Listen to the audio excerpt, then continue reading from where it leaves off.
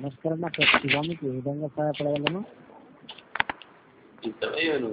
నమస్కారం, మన నామ శివ. నాకు సహాయపడతాం. చెప్పండి.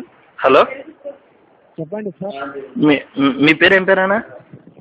శివ అండి. అన్నా, మా దాంట్లో ఏమవుతుందో ఏమో లేదు జోనా, 5-6 రోజులకు ఒకసారి ఊకునే కట్ అవుతుంది చూడనా. ఇప్పుడు ఫోన్ చేసింటామన్నా, ఫోన్ చేసింటే అవతల ఫోన్ ఎత్తుతారు కానా, ఫోన్ ఎత్తితేనే దుడ్లు కట్ అవుతాయి జోనా.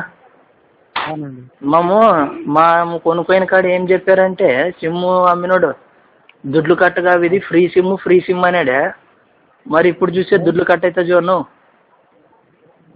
అవునండి, చెల్లించాలి చెక్ చేస్తాను. ఎందుకంటే మీరు ఎస్ఎంఎస్ చేస్తున్నారు కదా. మా ఎస్ఎంఎస్ అంటే ఏమన్నా సార్, ఈ నంబర్ నుంచి ఎస్ఎంఎస్ చేస్తున్నారండి. ఎస్ఎంఎస్ చేయడం వల్ల 60 పైసలు ఒక్కొక్క ఎస్ఎంఎస్ కట్ అవుతుంది మీకు. ఓకేనా? అవునా?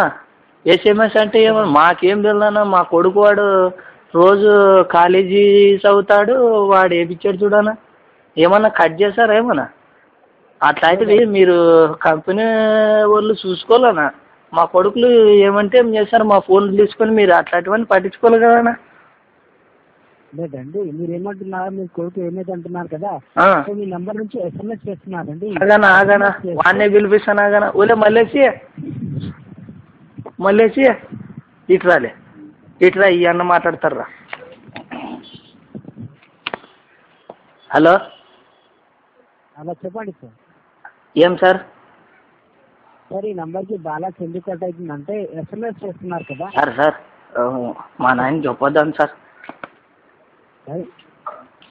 సార్ అట్లాంటివి ఏం చెప్పొద్దాను సార్. మా నాయన మన డబ్బులు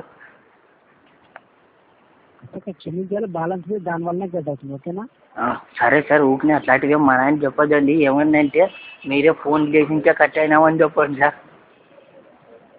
ఓకే, అంటే ప్రజెంట్ దానికోసం కొట్టకపోయినా నా థ్యాంక్స్ అన్న. అట్లాంటివి ఏం చెప్పొద్దు. మరి మా నాయనకి వేసాను చూడనా, అది ఏం ఊరినే కట్ అయ్యేదని చెప్పానా. ఓకేనా? చెప్పండి సార్. ఇప్పుడు ఎందుకు కట్ అవుతుందంట? మా వాడు మాట్లాడాడు కదా.